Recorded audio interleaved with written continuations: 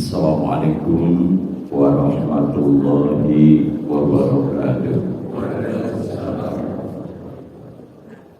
Alhamdulillahi nahmaduhu wa nashkuruhu syukran katsiran. Wassalatu wassalamu ala sayyidina Muhammadin ad-da'i bid-dinil islami lailan wa nahara. Allahumma salli wa sallim wa tabi'ina lahum bi ihsani wa midrara. Amma ba'd. Alhamdulillah, kita syukuri berbagai nikmat yang Allah anugerahkan kepada kita, baik yang zahir maupun yang batin. Khususnya hari ini kita bisa berjumpa di tempat yang teramat mulia di permukaan bumi ini, masjid, dan kita menunaikan kewajiban sholat berjamaah. Kalau kita mengkaji tentang saudara-saudara kita yang hari ini berada di rumah sakit, berbagai yang dilakukan, mau bergerak saja nggak bisa. Ada yang sudah tidak lagi bisa berbicara, bahkan ada yang menjelang sakratul maut. Subhanallah, ketika kita mengkaji kesehatan, inilah yang Nabi dalam hadisnya akbarun ni'ami sihatul badan. Nikmat yang paling besar itu berbadan sehat. Ketika kita kaji dari saudara-saudara kita yang sehat, dimanapun berada, dalam perjalanan pada hadiah muslim, tidak terpikirkan di mana dia akan sholat. Yang jam segini belum bangun, padahal dia muslim, banyak. Yang mungkin di hotel, bahkan yang baru saja kembali dia berbuat munkar, berbagainya. Inilah kehidupan di dunia. Kenapa terjadi seperti itu? Lupa bahwa manusia ini di dalam Al-Quran disebut al-insan, dari kalimat nasia. Nasia itu lupa. Karena itu kita saling mengingatkan, saling menasehati. Wa zakir fa inna zikra tanfa'ul mu'minin. Termasuk kajian subuh yang setiap Sabtu, dan hari ini saya mendapat kehormatan melalui Ketua DKM. Alhamdulillah, moga-moga hidup kita yang tidak tahu berapa lama lagi bisa kita manfaatkan untuk kebaikan. Bapak-bapak dan ibu-ibu, kajian yang saya sampaikan pada subuh ini mengulang kembali kehidupan hamba-hamba Allah yang muslim 50 tahun yang silam. Ma'rifatullah, kajian tauhid yang sekarang sudah sangat berkurang disampaikan. Mengenal Allah, awal wajibin alal insani ma'rifatul ilahi bistiqoni. wajib yang paling utama pada manusia itu mengenal Allah dengan yakin.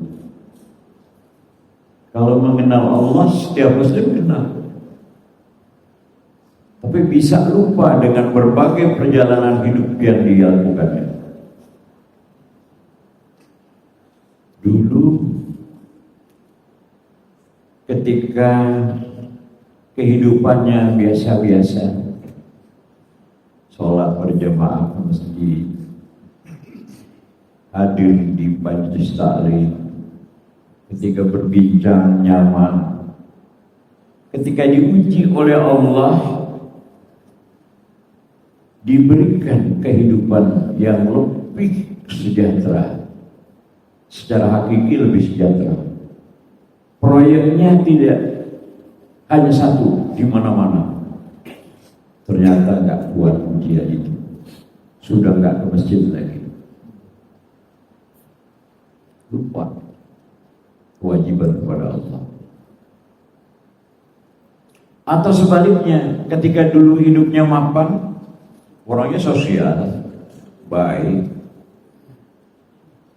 hadir bersama-sama.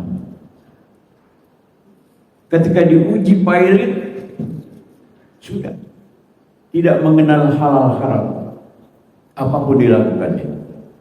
Sampai kalimat bahasa Betawinya itu gak nyaman sekali. Tuhan juga tahu gua lagi susah. Oh ya, inilah yang kadang-kadang terjadi pada hamba-hamba. Karena itu permohonan kita dalam sholat itu, doa wajib itu subhanallah, ihdinas siratal mustaqim, ya Allah tunjukilah kami jalan yang lurus. Terus istiqomah. Jadi itu dihayati. Siratal ladzina an'amta 'alaihim, jalan yang diberi nikmat atas mereka itu. Minan nabiyyin was-siddiqin was-syuhada'i was-shalihin wa hasuna ulaika rafiqa. Siapa mereka? Para nabi. Was-siddiqin, mereka orang-orang yang jujur dan benar. Jadi kejujuran itu di bawah nabi. Baru kemudian was-syuhada, mereka yang gugur di medan juang menjadi syahid. Was-shalihin, dan mereka itu orang-orang yang soleh. Subhanallah.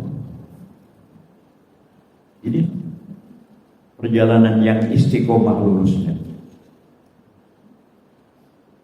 Kalau kita lihat kembali mengenang sejarah perjuangan beliau Nabi kita Muhammad Rasulullah Sallallahu Alaihi Wasallam, berdakwah mulai dari sirron, sembunyi-sembunyi, tidak bisa terelakkan, akhirnya pun terang-terangan. Ujiannya berat sekali, teror, intimidasi, boikot, bahkan puncaknya rencana pembunuhan. Kita masih terkenang ketika beliau di sekitar rumahnya yang sederhana itu dikelilingi oleh para pemuda, semua bersenjata.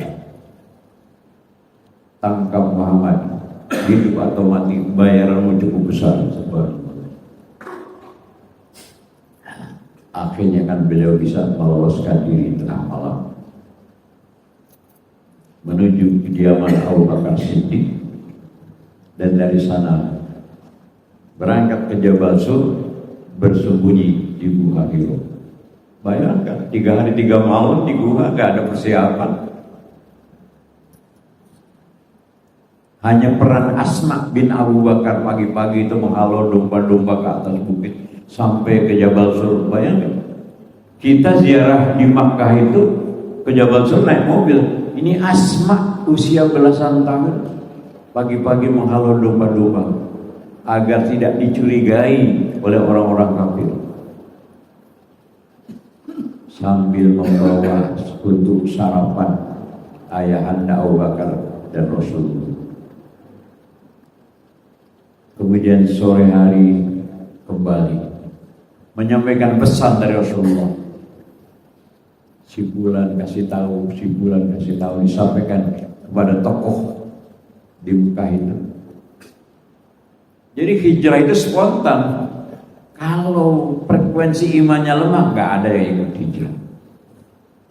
Subhanallah, yakin kepada Allah. Jamaah sekalian, kita lihat sejarah Umar bin Khattab yang dahulunya preman besar, lebih dari Sambo dia. Umar bin Khattab, subhanallah.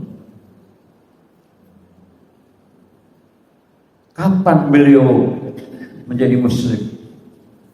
Ketika mendengar alunan ayat suci Al-Quran, surah Toha yang tadi dibaca oleh imam itu, tanzilan mimman khalaqal arda was samawatil ula. Allah pencipta langit dan bumi. Umar bin Khattab, ya Allah,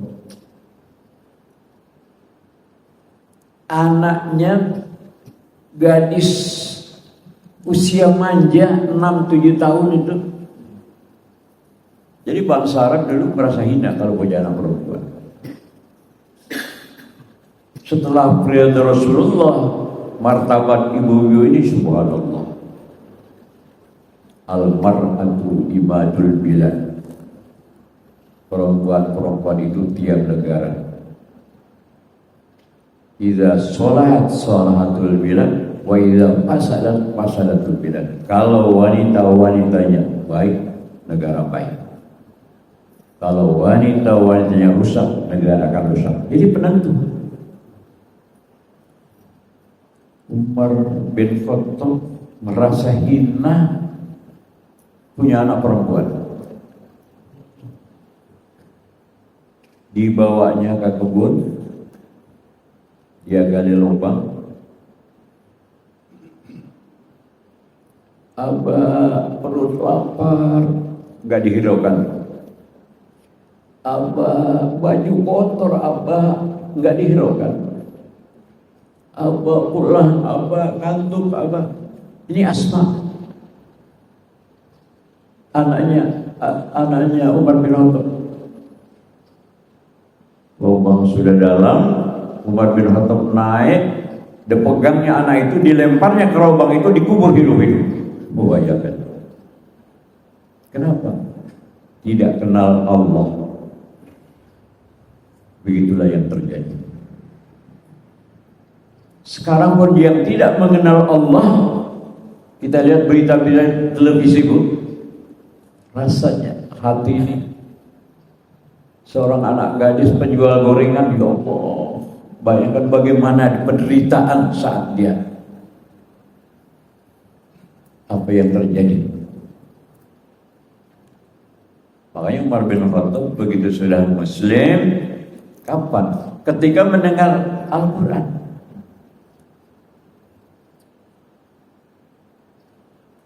Ketika adik kandungnya Fatimah, kalau putri Rasulullah kan Fatimah itu Zahra, ini Fatimah saja, adanya Sayyidina Umar ini Fatimah, sudah menjadi muslimah, terdengar oleh Umar bin Khattab, begitu marahnya Umar, membuat noda keluarga harus dibunuh. Langsung cabut pedang, dikejar ke rumahnya Fatimah. Ternyata begitu sampai di halaman rumah, Fatimah sedang membaca tadi itu surah Toha. A'udzubillahi minasyaitonirrajim. Bismillahirrahmanirrahim. Toha ma anzalnal Qur'ana litasqa illa tazkiratan liman yasha. Al-Quran diturunkan bukan untuk menyusahkan manusia, tapi mengingatkan manusia. Dan seterusnya, begitu indah. Begitu Fatimah, Sadaqallahul Azim. Emosinya Umar bin Khattab, seorang preman besar, tidak terlalu mudah untuk padam. Langsung ditendangnya pintu itu sampai. Kemudian masuk Umar, kubunuh kau. Ternyata di balik pintu suaminya Fatimah sudah menanti. Ada apa? Benar, kau memang abang iparku, sangat kuhormati. Ketika datang sini untuk kebaikan, tapi ketika datang sini membuat noda kehidupan, kau akan menyakiti istriku. Benar, istriku adikmu. Tapi kalau kau ingin berbuat yang tidak baik, langkahi dulu mayatku. Subhanallah. Kalau bikin sinetron ramai itu ibu. Tapi apa kemudian jawaban Umar bin Khattab? Hidayah sudah masuk. Tidak. Aku kesini cuma mau tahu siapa yang mengajarkan yang dibaca oleh adikku tadi.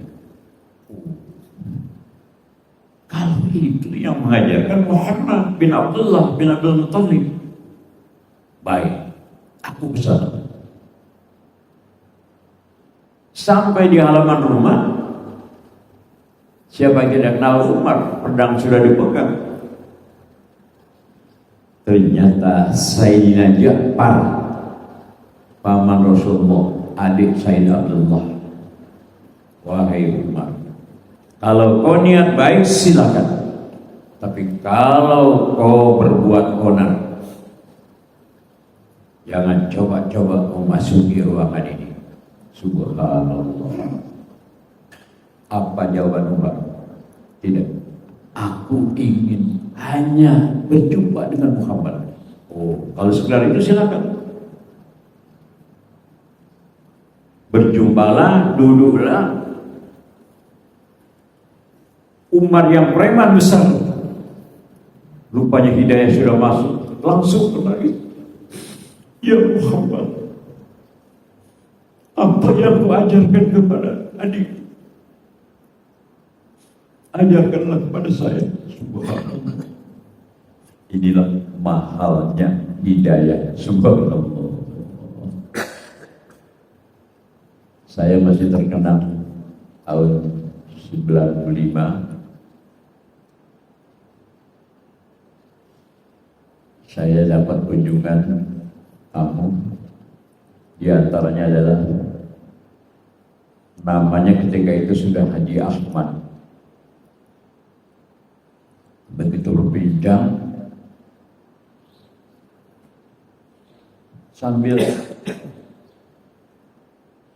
begitu haru dia menangis. Pak Ustaz, saya bersyukur sekarang ini sebagai manusia. Bersyukur saya sebagai manusia. Saya bertanya, namanya Stephen, dia dari Australia.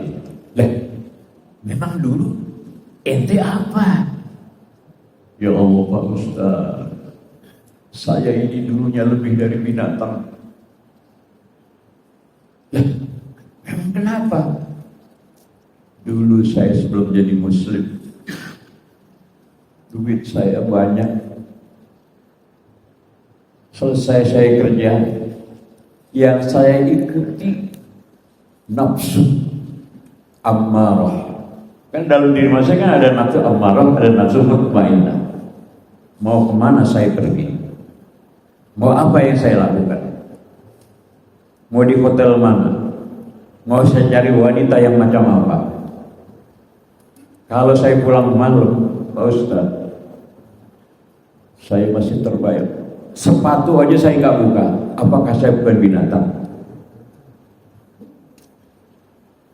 Kalau pagi, kalau saya belum mau bangun, jangankan pembantu, ibu kandung saya cerca, saya mati. Ya Allah, Ustaz, apakah saya bukan binatang? Saya bersyukur saya sebagai Muslim. Saya sudah mengenal Allah yang sebenarnya. Subhanallah. Jadi makrifat mengenal Allah dengan yang sebenarnya, istiqomah dalam melakukan kewajiban-kewajiban dan menghindari dari perbuatan yang munkar, baru itu. Kadang-kadang kita kan nonton televisi aja kaget, agak nyangka gue. Kenapa? Itu gak lihat TV. Ya kenapa? Dia sudah haji, dia Muslim, dia ditangkap KPK, banyak itu saja. Inilah istiqomahnya. Kita mengenal Allah, bistiqoni dengan yakin. Ketika Nabi Muhammad berdakwah menyampaikan tentang Allah yang esa, begitu marahnya paman beliau Abu Jahal. Enak saja si Muhammad, memang dia ponakan. Dia ngomong Tuhan satu, gak nampak lagi. Ini gendeng ini, harus dihentikan. Sudah sangat mengganggu stabilitas keyakinan kita. Ya keyakinan orang kami kan Tuhan banyak sekali itu. Masjid sudah ada, Masjidil Haram, pekong itu banyak. Diutuslah ajudannya berangkat kau. Kemana Tuhan? Ini bawa suratnya. Nanti yang menyampaikan saudaraku Abu Thalib. Sampai Abu Thalib. Abu Thalib jumpai Nabi Muhammad. Pamanmu marah sekali. Kenapa memang? Kau mengatakan Tuhan yang satu, yang esa, yang gak nampak, dan lain-lainnya. Diminta semua hentikan. Ada tawaran buat kau. Tawaran apa paman? Mau harta yang banyak? Dikirim. Mau wanita-wanita kalau diperlukan. Untung Pak Bentoro belum ada waktu itu ya. Kalau enggak kita milih juga ya. Mau jabatan tertinggi, langsung dilantik. Gak perlu ada pilkada. Karena pilkada itu semacam judi besar. Begitu. Kalau ada 3 calon gubernur yang dapat satu pasang, yang 2 minimal 50 miliar habis. Ya juga ya. Langsung dilantik. Apa jawaban Nabi? Aman, biar aja itu hak mereka menawarkan. Mereka juga perlu tahu, yang saya lakukan ini bukan untuk kepentingan pribadi, keluarga, sama sekali tidak. Untuk kepentingan seluruh umat, tidak hanya sekarang, sampai akhir zaman. Kalau mereka menawarkan hanya sekedar itu, andaikan mereka bisa meletakkan bulan dan matahari di pundakku di paman, agar aku meninggalkan pengajian di Nasio, enggak, Allah. Ya bahasa kita sekarang kan gitu ya. Sekalipun saya mati berkalam tanah, ini baru istiqomah konsekuensi. Sekarang pengaruh dunia ya Allah 3 itu, tahta, harta, wanita bagi laki-laki. Hujannya itu aja. Nah, jadi mari kita istiqomah. Jadi jamaah sekalian, saya masih terkenang dulu itu ibu-ibu di kampung di Betawi, mungkin di Jawa juga sama itu. Sifat Allah, mengenal sifat Allah. Kalau bahasa dulu ngaji sifat 20 gitu ya. Wujud hidang bako mu'alafatul khawadisi qiyamuhu binafsi wahdaniyat kudrat irodah ilmu hayat sama basar kalam qadirul muridun alimun hayat samiun Allah basirun mutakallimun Allah basirun, Allah maha melihat. Tapi ketika berbagai ujian yang tidak itu, bisa saja Allah udah nggak melihat. Masih kisah Umar bin Khattab. Ketika beliau sudah menjadi muslim, bahkan penerus menjadi khalifah, sekarang presiden ya, khalifah. Ketika beliau dalam perjalanan dengan pengawalnya menaiki kuda, onta, kendaraan. Umar bin Khattab melihat segerombolan domba-domba, kambing-kambing yang begitu banyak digembalakan satu orang, anak usia belasan tahun. Beliau turun. Apakah beliau mau menguji anak itu atau memang kebetulan beliau sedang hilaf salah? Anak kembali dari balik, nak sini. Ada apa Tuhan? Anak itu sopan sekali. Kambingmu banyak sekali. Banyak Tuhan. Ada berapa jumlahnya? Sulit menghitungnya Tuhan. Ini milik kamu kan? Oh bukan. Pemiliknya di kota Tuhan.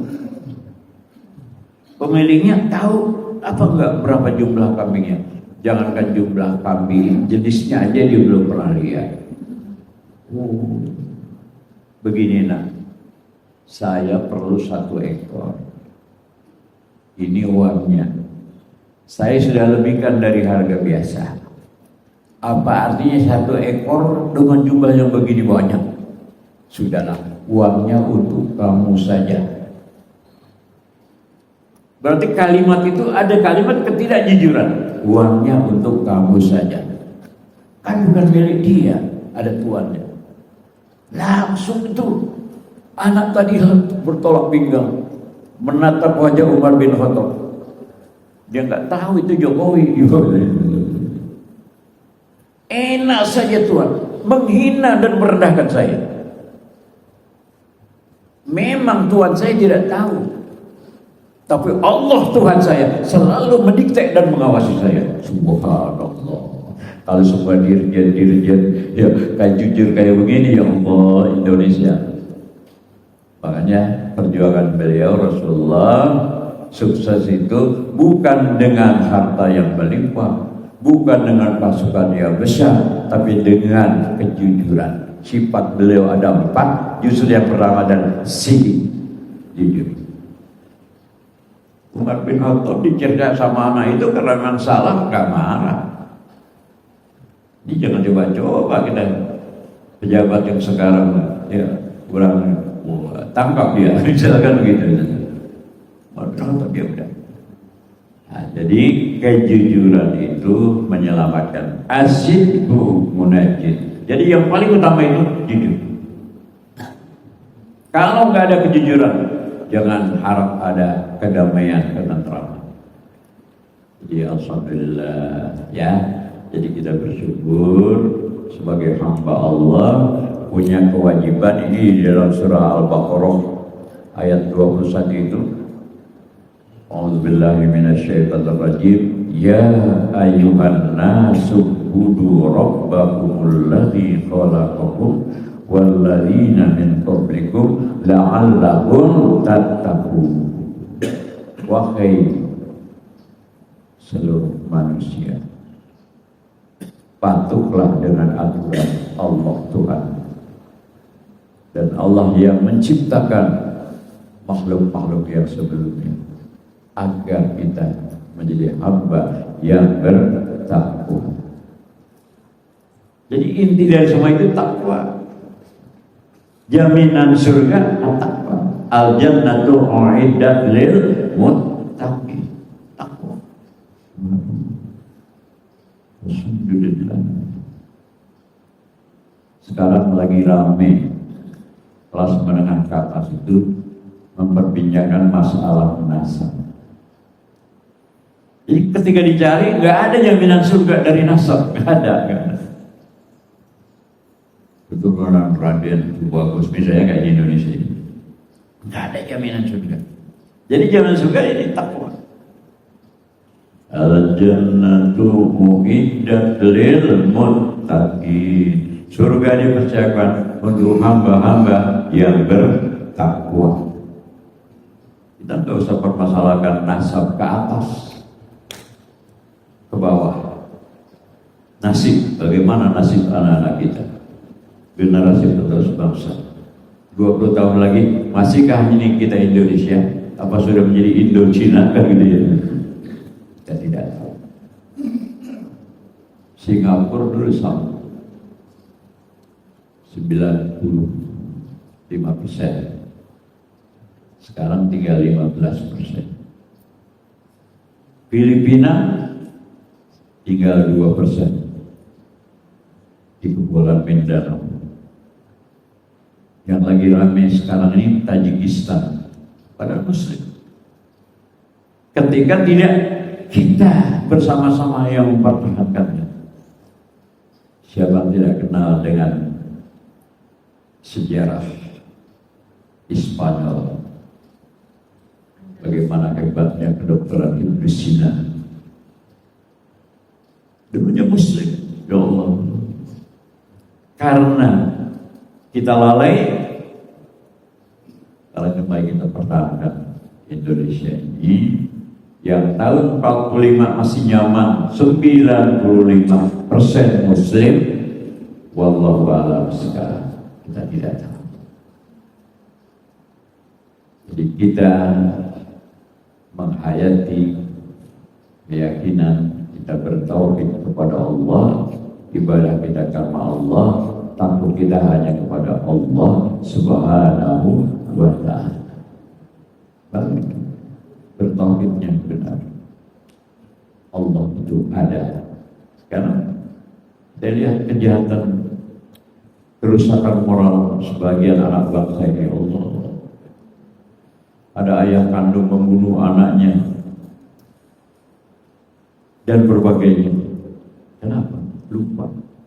Nasia, lupa sebagai hamba Allah. Jadi mari kita jalani hidup ini berkeyakinan bahwa kita wajib untuk melakukan apa yang diperintahkan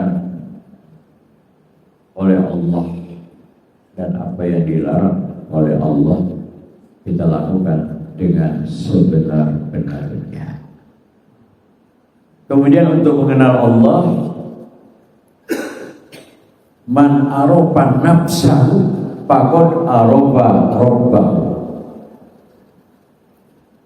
Untuk kita mengenal Allah, kenali dulu diri kita. Siapa yang mengenal dirinya, dia akan mengenal Allah. Dari mana kita? Kita akan hidup di 5 alam. Sekarang kita baru alam yang kedua ini. Masih panjang perjalanan kita. Yang pertama, alam kandungan. Yang kedua, alam dunia. Yang ketiga, alam kubur atau alam barzakh. Yang keempat, alam mahsyar. Yang kelima, alam penentuan. Fariqun bil jannah wa fariqun bisya'ir. Sebagian menuju surga, sebagian neraka. Kalau itu Al-Quran, fa'aina tazhabun, Anda mau kemana? Subhanallah. Jadi kita bersyukur Allah ciptakan makhluk yang paling mulia, ini kita manusia. Kalau kita mengenal diri kita sebagai manusia, kita baru akan mengenal Allah. Makhluk yang paling mulia itu kita manusia. Di surah Al-Qasas, di dalam surah Bani Israel ayat 70 kalau nggak salah, surah Bani Israel, walaqad karramna bani Adam, sungguh Allah muliakan manusia ini. Wa hamalnahum bil barri wal bahri, Allah berikan kendaraan kita di daratan, di lautan, di udara. warzaqnahum minat thayyibat, Allah berikan rizki yang baik-baik. Wa faddalna ala katsirin mimman khalaqna tafdila, Allah lebihkan beberapa kelebihan dibandingkan makhluk-makhluk yang lain. Jadi kita paling mulia. Ketika Allah mau jadikan Nabi Adam itu khalifah di bumi, kan diprotes sama malaikat. Wa idh qala rabbuka lil malaikati inni ja'ilun fil ardi khalifah.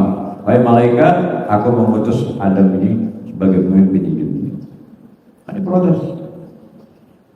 Qala ataj'alu fiha may yufsidu fiha wa yasfiku dima.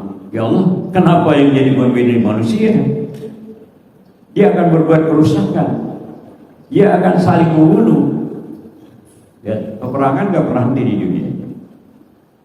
Memang ayatnya demikian. Wa nahnu nusabbihu bihamdik, sedangkan kami para malaikat ini selalu bertasbih mensucikan Engkau. Apa jawab Allah? Wala. Malaikat benar banget, benar.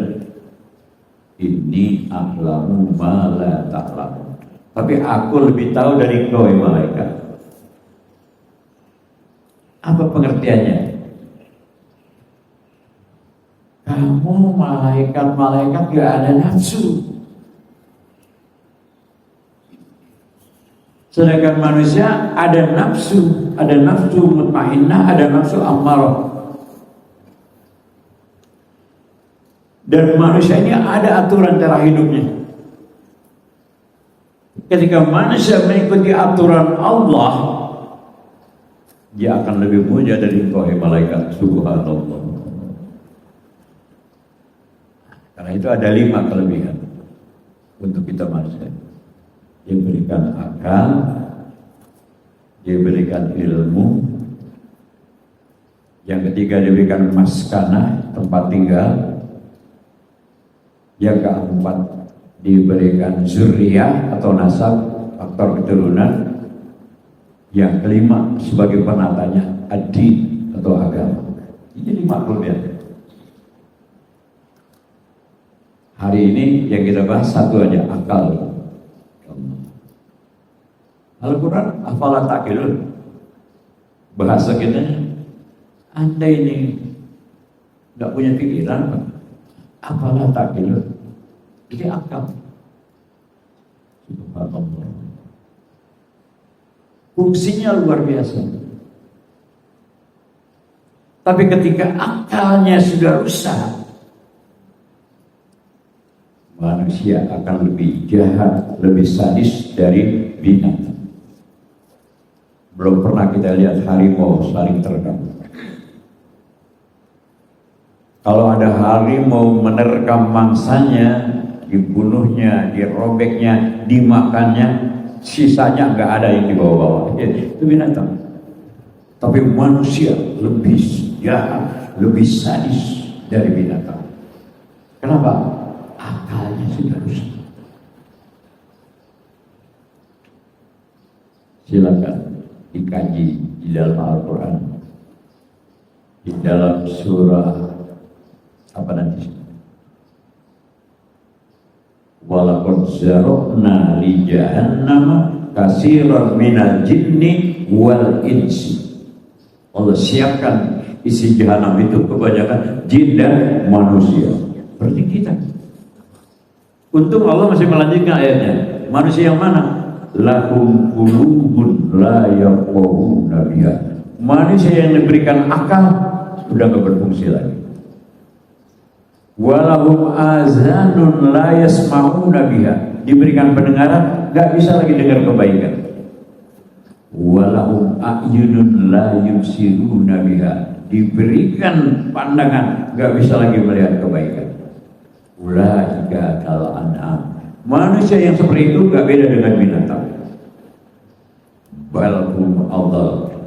Bahkan lebih jahat, lebih sadis dari binatang. Siapa mereka? Ulaika humul ghafilun. Mereka adalah makhluk manusia yang lalai dari aturan Allah. Subhanallah. Ada kisah, dia cuma mau ngincer garasi mobil, ternyata bisa masuk.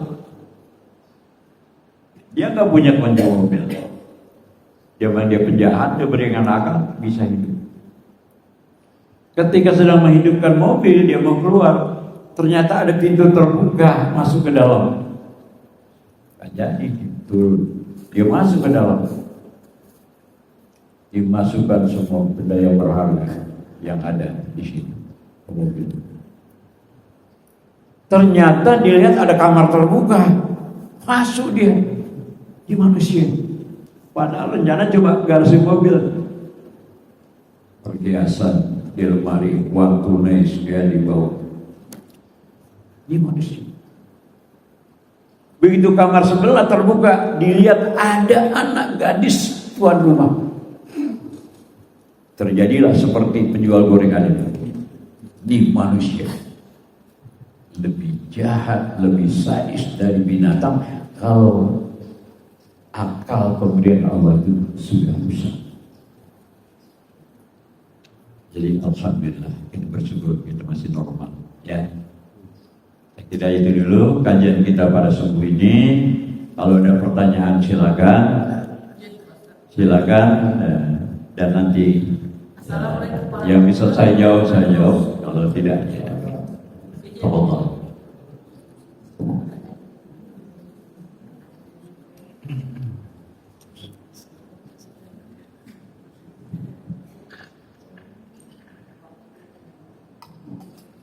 Assalamualaikum warahmatullahi wabarakatuh.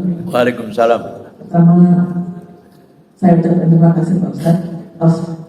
Pertanyaan Pak Ustaz, untuk semua yang Pak Ustaz berikan yang paling urgen di hati kita supaya selalu bersih, dijauhkan dari sadis tadi, fitnah, dengki ini tadi, hasad. Bagaimana kiatnya Pak Ustaz? Apakah itu ada faktor dari makanan yang kita makan? Mohon penjelasan. Demikian. Wassalamualaikum warahmatullahi wabarakatuh. Coba tolong ini yang muda, yang kupingnya masih itu, apa tadi pertanyaannya itu? Udah ibu udah jelas. Nanti yang pengen saya apa? Ente apa tadi? Diulang lagi Pak Ustaz biar paham, biar lebih jelas. Mohon izin apa yang Ustaz sampaikan tadi dari sikap-sikap yang itu tadi yang sadis, fitnah, hasud, iri dengki tadi. Apakah ada salah satu faktor makanan yang kita makan mungkin yang tidak baik, dan apa faktor lainnya? Mohon penjelasan dan kiat-kiatnya bagaimana Pak Ustaz untuk mengatasi hati kita agar selalu tetap bersih. Mohon penjelasan. Wassalamualaikum warahmatullahi wabarakatuh. Ya, sifat-sifat manusia yang tidak baik, yang tidak sesuai dengan aturan Allah. Apakah ada hal-hal yang menjadi sebab begitu ya? Itu mungkin ya Pak. Ya, dalam perjalanan kehidupan manusia ini pasti ada ujian. Dalam Al-Quran, وَلَنَبْلُوَنَّكُمْ بِشَيْءٍ, pasti kamu diuji dengan suatu ujian, bentuknya macam-macam. Nah, ketika frekuensi imannya lemah, maka dia akan terperosok. Ada seorang direktur, begitu selesai hari raya, dia puasa, dia ibadah di bulan Ramadan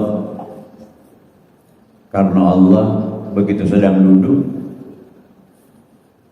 ada seseorang yang datang. Misi Pak, ya silakan. Ada apa? Pak, saya diutus menyampaikan ini agar Bapak menandatangani. Baik, saya periksa ya. Begitu periksa, kok kalimatnya ini ada yang salah ya, tolong diperbaiki, kasih tahu atasan. Begitu terakhir, nilai angka ini nggak sesuai. Silakan diperbaiki lagi. Pak, yang terakhir saya sih tidak tahu apa-apa, cuma ada pesan buat Bapak, sudah disiapkan 2M. Oh, nah, ini perjalanan hidup manusia ini. Ketika dengar kalimat 2M itu perang antara iman dan 2M. Kapan lagi ini gua bisa beli villa gua dia, bisa tambah istri lagi, misalnya kan gitu bahasa-bahasa. Ternyata ketika imannya kuat, saudara, kasih tahu atasan, jangan coba-coba pengaruhi saya. Kalau saya lakukan, bukan hanya saya yang ada, istri, keluarga, anak saya, bahkan lebih dari itu, tanggung jawab saya di akhirat.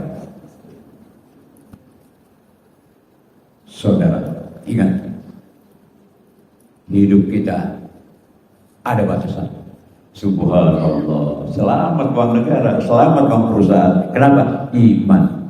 Jadi perjalanan tadi itu ada manusia takabur, ada manusia ya Bu ya, yang begitu seperti dan berbagainya itu karena masalah keimanannya yang frekuensinya rendah. Makanya di bulan Ramadan ada doa kamilin. Allahumma ja'alna bil imani kamilin. Iman yang sempurna. Tidak hanya iman pengakuan. Saya sering menggambarkan kekuatan iman yang sempurna itu, kalau dibaratkan besi beton bisa membangun 70 rantai, tapi besi masih dikalahkan oleh api, makhluk Allah yang namanya api. Sama tukang las habis dia. Api itu ketika beraksi, bangunan semegah, wah habis. Tapi api masih dikalahkan oleh air. Air itu kan aslinya sumber kehidupan. Wa ja'alna minal ma'i likulli syai'in hayy. Ketika air itu beraksi, banjir sejabotabek. Berapa banyak korban jiwa dan harta. Tapi air masih bisa diserap oleh awan. Awan mendung, datang angin, habis. Angin itu kan artinya kesejukan di kipas angin, asa ya Allah. Ketika angin beraksi jadi angin puting beliung, hancur semua. Hanya gunung yang tidak bisa dikalahkan oleh angin. Siapa yang mengalahkan gunung? Manusia. Kalau kita ke Mekah, ke Madinah, di sekitar Masjidil Haram, Nabawi yang dulu gunung-gunung itu habis. Gunungnya masih ada, bawahnya ada terowongan. Yang hebatnya manusia, subhanallah. Jadi yang hebat itu manusia. Sehebat apapun manusia, dia akan dikalahkan oleh nafsu ammarah tadi, ya Allah. Ini nafsu ammarah. Nafsu amarah tidak akan mengalahkan nafsu mutmainnah yang bersemayam di dalam jiwa manusia bersama dengan iman yang sempurna. Makanya ayatnya, ya ayyatuhan nafsul mutmainnah irji'i ila rabbiki radiyatan mardiyah fadkhuli fi ibadi wadkhuli jannati. Jadi berbagai yang tadi Ibu pertanyakan dulu, ketika ada iman yang sempurna, jiwanya bertakwa, insya Allah aman. Alhamdulillah. Ada lagi pertanyaan? Ada lagi yang mau bertanya? Siapa lagi?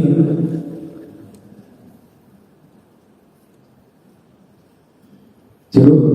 Kalau cukup, saya tidak cukup saja pertemuan pagi hari ini. Semoga apa yang telah disampaikan oleh Ustaz bisa kita bawa pulang, bisa menjadi bekal buat kita semua. Untuk mengingat bahwa Ahad besok sepertinya Ustaz Budi Zulkarnain berhalangan dan sampai saat ini saya belum dapat gantinya. Mudah-mudahan semoga memudahkan. Mungkin ini yang bisa kami sampaikan. Kita tutup dengan doa majelis.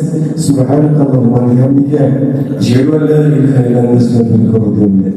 Assalamualaikum warahmatullahi wabarakatuh. Dari saya mohon maaf, terima kasih, dan saya akhiri. Wabillahi taufiq wal hidayah. Wassalamualaikum warahmatullahi wabarakatuh.